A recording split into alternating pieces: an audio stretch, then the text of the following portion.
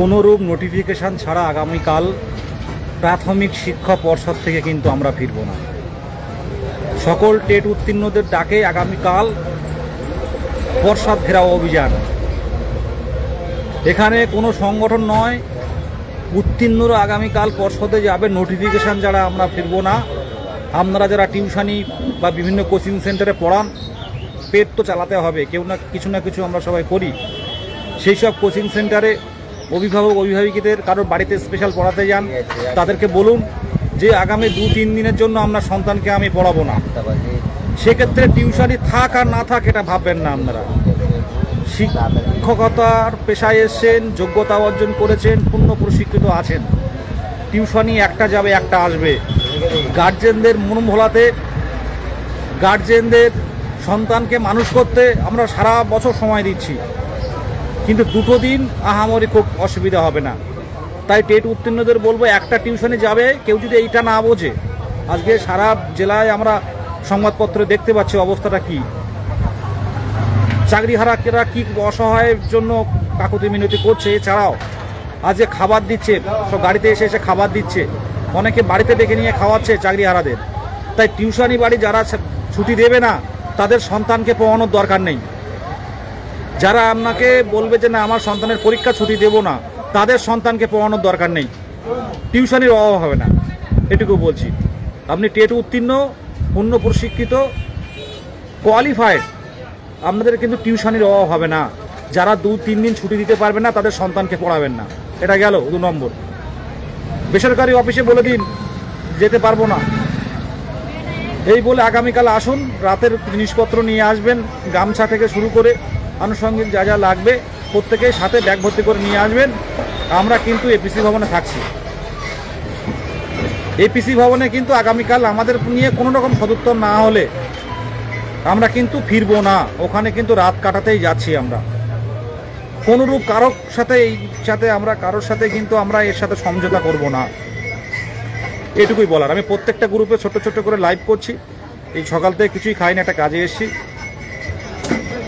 মানে 1 গ্লাস আখের রস ছাড়া কিছুই খাওয়া হয়নি।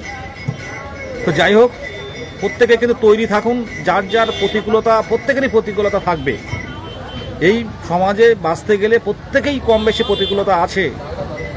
আপনার কম আছে, আপনি ভাবছেন হয়তো আমারটা বেশি, কিন্তু না, তার থেকেও বেশি প্রতিকূলতা আছে। আশা করি আপনারা পুরো ভিডিওটা দেখে নিয়েছেন। কাল থেকে নতুন প্রাইমারি টিচার রিক্রুটমেন্ট জন্য আন্দোলনটা চালু হয়ে যাবে। যারা যারা টেট পাস ক্যান্ডিডেট আছে ওদেরকে রিকোয়েস্ট করা হচ্ছে কি আপনারা অবশ্যই এই আন্দোলনতে সামিল হন, কারণ বাড়ি বসলে চাকরি হবে না। অলরেডি যারা 2022 টেট পাস ক্যান্ডিডেট আছে ওদের 3 বছর হয়ে গেছে, ওরা বাড়িতেই বসে আছে। যখন এই পরীক্ষাটা নেওয়া হয়েছিল আমার মনে আছে চেয়ারম্যান গৌতম পাল বাবু বলেছিল কি যারা যারা টেট পাস ক্যান্ডিডেট আছে ওদেরকে সবার চাকরি হয়ে যাবে, কেউ বাড়িতে বসে থাকবে না। এই কথা পরেও 3 বছর থেকে বেশি সময় হয়ে গেছে। যারা টেট পাস ক্যান্ডিডেট ওদের জন্য কোনো নতুন রিক্রুটমেন্টের জন্য কোনো অ্যাডভার্টাইজমেন্টটা আজ পর্যন্ত বের হয়নি। তাই জন্য কাল থেকে এই আন্দোলনটা চালু হয়ে যাচ্ছে। যারা ভাবছে কি ইলেকশন আগে তো রিক্রুটমেন্টটা বের হবে, তাহলে আন্দোলন করে লাভটা কী হবে।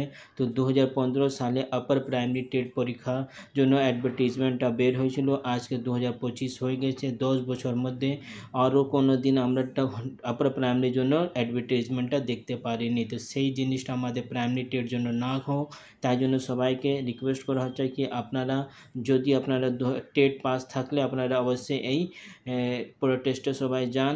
আর আশা করছি এই প্রোটেস্ট পরে আমরা কোনো না কোনো একটা পজিটিভ নিউজটা দেখতে পারবো। এর আগে গভর্নমেন্ট অনেকবার একটাই কথা বলেছিল কি আগে বলেছিল কি 2022 রিক্রুটমেন্টটা শেষ হয়ে গেলে তারপরে নতুন রিক্রুটমেন্টটা দেওয়া হবে।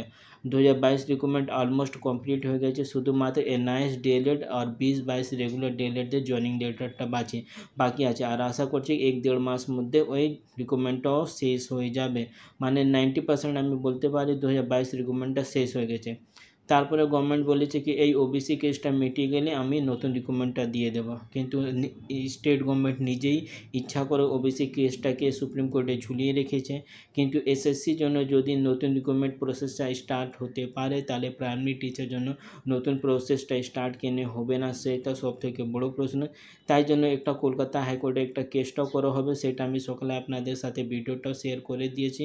তো কলকাতা হাইকোর্টে যা হবে সেটা তো হবে, কিন্তু আমাদের আলাদা করে আন্দোলন করে একটু দাবি দিতে হবে স্টেট গভর্নমেন্টের উপরে কি আমাদের নতুন রিক্রুটমেন্টের জন্য খুব তাড়াতাড়ি অ্যাডভার্টিজমেন্টটা বের করা হোক। তো কাল থেকে অ্যাডভার্টিজমেন্ট আন্দোলনটা চালু হয়ে যাবে। আর কালকে এমনি না কি আমরা ওখানে গিয়ে ডেপুটেশনটা দিয়ে মিটিংটা করে চলে আসবো, ওখানে একটা লং টার্ম আন্দোলনটা হবে। ওখানে তো যারা যারা যাবে পুরো রেডি হয়ে ওখানে যাবে, 2-3 দিন ওখানে থাকতে হবে, তারপরেও কোনো স্টেট গভর্নমেন্টের উপরে কোনো চাপ আমরা দিতে পারবো। তো কালকে যা হচ্ছে সেটাও আমি আপডেট আপনাদেরকে দিয়ে দেবো। কিন্তু আমি সকাল টেট পাস ক্যান্ডিডেটকে রিকোয়েস্ট করবো, যদি আপনারা টেট পাস থাকলে কালকে আপনারা অবশ্যই ওখানে গিয়ে একটু আন্দোলনে পার্টিসিপেট করুন। 50 জন, 60 জন, 70 জন গিয়ে আন্দোলনটা করলে খুব লাভ হবে না, যত বেশি সংখ্যা বলতে হবে তত তাড়াতাড়ি আমাদের এই কাজটা ওখানে আমরা করতে পারবো, সেইটাই আশা আছে। তো কালকে যদি কিছু নতুন আপডেট আসলে সেটাও আমি আপনাদেরকে দিয়ে দেবো।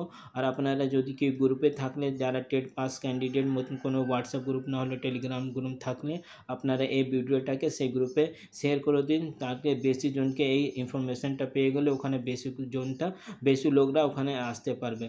যদি আপনারা এই চ্যানেলে নতুন থাকলে চ্যানেলকে সাবস্ক্রাইব করে রাখুন নতুন আপডেট জন্য, নাহলে টিচার রিক্রুটমেন্ট জন্য যা যা আপডেটটা আসবে আমি সেইটা এই চ্যানেল মাধ্যমে আপনাদেরকে জানিয়ে দেবো। Thank you.